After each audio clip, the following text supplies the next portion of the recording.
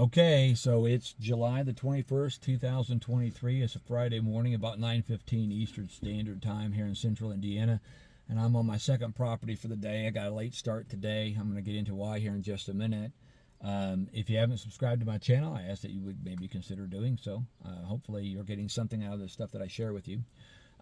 What I want to talk about today is about my dog. He died. He finally died. Rambo died yesterday. He was 13 years, 6 months, and several days.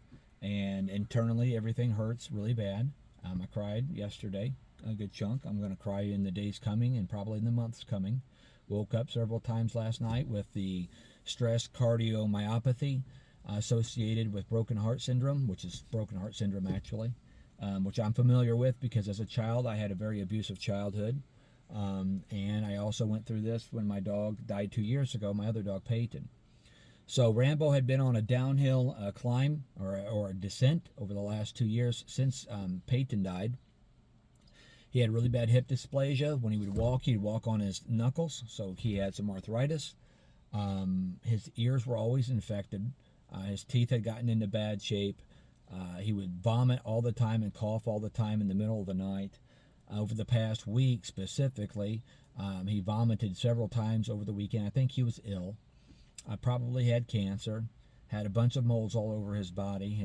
Age had just done what it did. I think he had some dementia going on too. He would bark sometimes at nothing, just bark for 20, 30 minutes at a time. And I hate it because it was an aggravating thing, and it wasn't him. You know, before all this happened, when he was still living, he loved to play ball. He loved to play catch. He was very good at both. And when he was younger, he'd play ball with you all doggone day until he wouldn't stop. So, but it was January 7th, 2010 when I got him, and at the time he was 8 weeks old. I miss that dog, man. I mean, this was the first morning without him, and even now my insides hurt really bad. When we took him in yesterday, it took about an hour before they got to us, which I'm grateful for the additional time, but it was like additional anxiety waiting for them to walk through that patient door.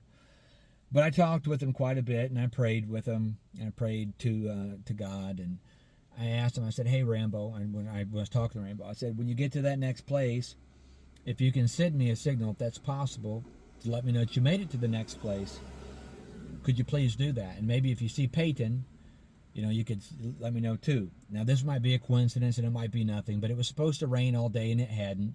It was going to rain hard, it was going to storm, and then there was a storm that was supposed to roll through during the time that we were there, and it didn't. And I remember coming out when it was done at 4:45. It was still sunny outside.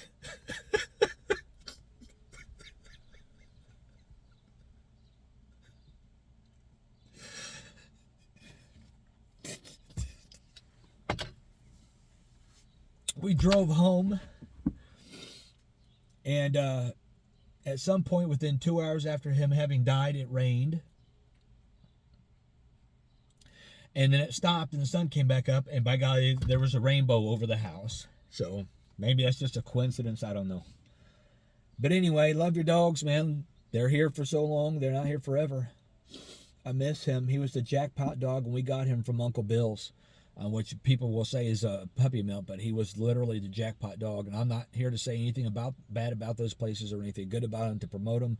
We just happened to get the dog of our lives. We could not have dreamed to have a better dog. So anyway, I just wanted to share that today because it's heavy on my heart and my soul. I hope you guys have a great weekend, man. And when you're out there mowing, you're taking it in and you're making some good money and you're getting somewhere. Write your goals down if you haven't already. Peace.